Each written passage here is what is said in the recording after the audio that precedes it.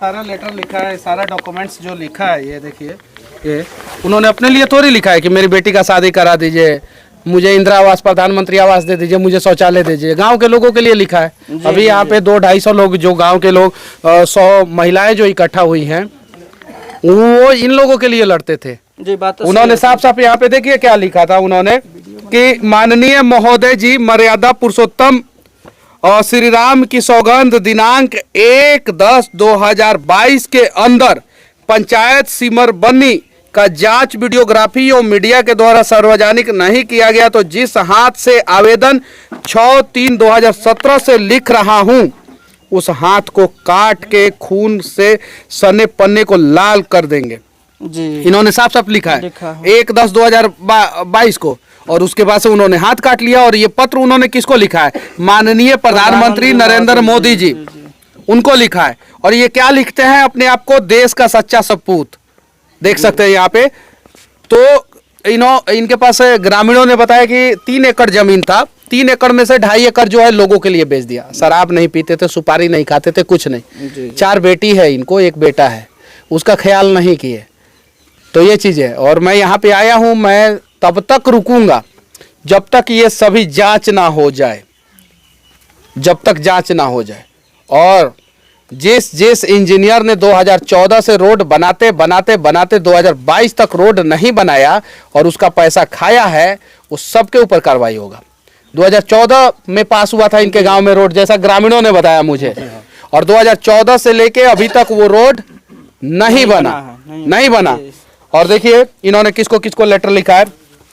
यशस्वी प्रधानमंत्री नरेंद्र मोदी जी को, माननीय राज्यपाल महोदय बिहार सरकार को, माननीय मुख्यमंत्री बिहार सरकार को। अलग अलग डेट का लेटर है ये। सूचना का ये मनरेगा योजना में भ्रष्टाचार, उसके लिए सूचना इन्होंने फिर से प्राप्त किया है, सूचना प्राप्त किया है। और भी इनका डॉक्यूमेंट्स शायद से अंदर रखे हैं लोग, मनरेगा वाला ये और डॉक्यूमेंट्स कुछ ये लेके गए हैं। मनरेगा योजना में जो भी भ्रष्टाचार हुआ है उसका इन्होंने लिखा है।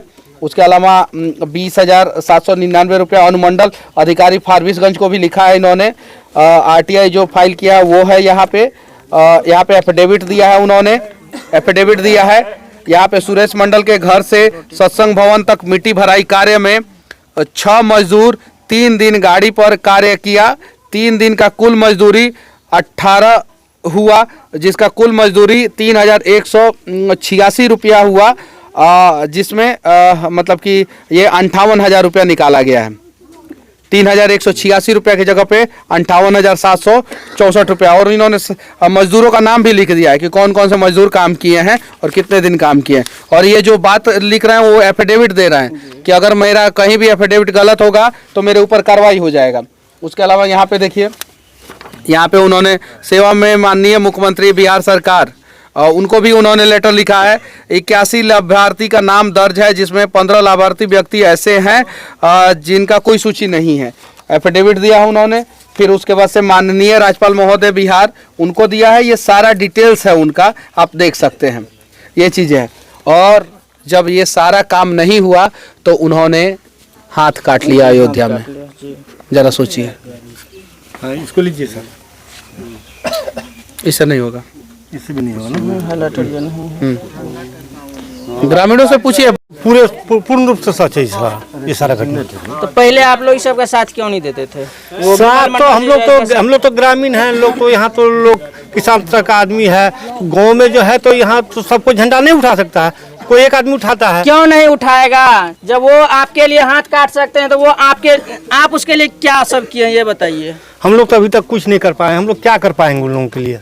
हम लोग तो सिर्फ साथ में है, उन लोगों का साथ है। अगर मनीष भैया सोचे, मनीष भैया आएंगे तो आप लोग साथ हो जाइएगा। ये कहाँ भारत में ऐसा घटना होते रहता है तो वो कहाँ जाएंगे? नहीं, सो तो नहीं होगा। साथ तो हम ही लोग को उसके साथ में रहना होगा। जी, आप लोग पहले से क्यों नहीं साथ दे रहे थे? उसका साथ तो दे रहे थे, लेकिन यहाँ तो व्यवस्था ही इस तरह का है। मान लीजिए कि हम आपके पास शिकायत किए इस संबंध में। मेरे को पता है क्या वो बोलिएगा? काफी दिन से ये घटना पे काम कर रहा है। हाँ, तो आप इतना दिन से काहे नहीं पूछ रहे थे उससे? हम क्या बोलेंगे? यहाँ शिक्षा का जनक धरती फणेश्वर नाथ रेणु, हाँ, ये जो फणेश्वर नाथ रेणु का 1913 में हमारे जिस विचारधारा से हमारे विमल जी थे, उसी विचारधारा के निर्भीक वो जो अपना कदम उठाए, आम जनता का जो शोषण मुक्त समाज हमारा बने, उनका वो इतना यहाँ दबंगई चला कि वो यहाँ स्थान छोड़ करके कहीं चले गए। और हम लोग जैसे कुछ व्यक्ति शिक्षित होने के नाते भी, अभिभावक होने के नाते भी हम लोग उसके लिए कुछ नहीं कर पाए। इसलिए नहीं कर पाए कि हमारे बीच दबंगता इतनी दिखाई गई जो उनके दंश को झेल नहीं पाए, और नहीं झेल पाने के कारण, हम लोग तो साथ में थे नहीं झेल पाने के कारण अन्यत्र जहाँ जो क्रांति की राह पर जिन्होंने देश को ले जाना चाहा, एक सच्चा राह दिखाने का प्रयास किया, जो श्री राम, जो पुरुषोत्तम श्री राम थे, उनके सानिध्य में जिन्होंने हमारे वरिष्ठ निर्भीक और सच तक के संपादक श्री मनीष जी बोल ही चुके हैं कि यहाँ का जो दबंगताई था, यहाँ का जो भ्रष्टाचार था, वो ऐसे समय में, ऐसे रंग में संलिप्त हो चुका था कि आम जनता का रीढ़ तोड़ करके आगे बढ़ गया और यहाँ का जनता का आवाज़ ऊपर उठने नहीं दिया। उसी का शिकार विमल जी हमारे छरापट्टी के निवासी बने। वो पर्सनल थे इसलिए ना, लेकिन आप लोग अगर साथ होते, जैसे कि ये आपका साइड वाला रोड जो है वो उसको जो साल 2 साल नहीं हुआ होगा। हाँ, कितना दिन हुआ है? कितना दिन हुआ है? 2 साल में टूट गया। क्या आप लोग रोके हैं? हम लोग इतना प्रयास किए हैं, बार बार आवाज उठाए। आप लोग अगर बैठ जाते ना, सब आदमी अगर ग्रामीण बैठ जाते तो कोई इंजीनियर का बाप का दम नहीं था कि वो रोड को बना देता। क्या सच बोल रहे हैं ना? क्या बोलिएगा सर? देखिए क्या बोल रही हैं, देखिए। मारो पीट भेजे रे तैयो न माने रे, वो लड़े भेजे रोड पर, लेकिन नहीं मानलके। रोड बनाना रहे, बना दिलके वही, छुच्छे बालू, छुच्छे माटी, यह काम करके और कुछ नहीं।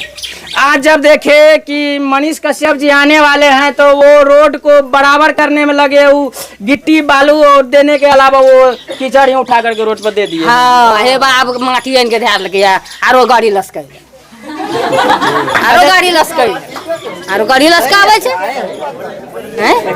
और कुछ ना कर लगे, कुछ ना भेले।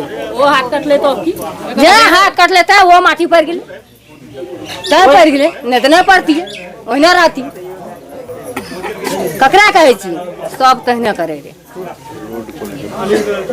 रोड को लेकर के क्या बोलिएगा सर? अभी जो आप आए हैं जो रोड, हाँ, भवन निर्माण विभाग, ग्रामीण कार्य विभाग, इन सब विभागों में पटना में लगातार आग लगते रहता है। उसका जीता जागता उदाहरण यही है। 2014 में रोड पास हुआ था, 2014 से आज तक रोड बना ही नहीं। जरा सोचिए, 2014 में अगर संविधान भाग गया तो 15 में क्यों नहीं बना, 15 में भाग गया तो 16 में क्यों नहीं बना, 16 में भाग गया तो 17 में क्यों नहीं बना। ऐसे ही करते करते 2022 हो गया, और जब इन्होंने हाथ काट लिया तो आनंद फानंद में जैसे पता चला कि मनीष कश्यप इस गांव में आने वाले हैं, वैसे इन लोगों से पूछिए कि ये बात सही है कि नहीं। ये बात तो सही है। क्यों नहीं कल जेसीबी उन लोगों ने भेजा, परसों जेसीबी क्यों नहीं भेजा? जैसे पता चला कि मैं आने वाला हूँ, जेसीबी भेजा, और जाके जब मैंने उनसे 2, 4, 5 कड़वे सवाल पूछ दिए, जेसीबी लेके भूत बन गए, गायब हो गए। अभी जेसीबी भाग गया कि नहीं भाग गया? भाग गया है। तो ये चीज है। अब जाके देखिए, कीचड़ उठा के रोड पे डाल दिया सब। जो गाड़ी पहले 4 व्हीलर आ भी सकता था गांव में, अब वो भी नहीं आ रहा है।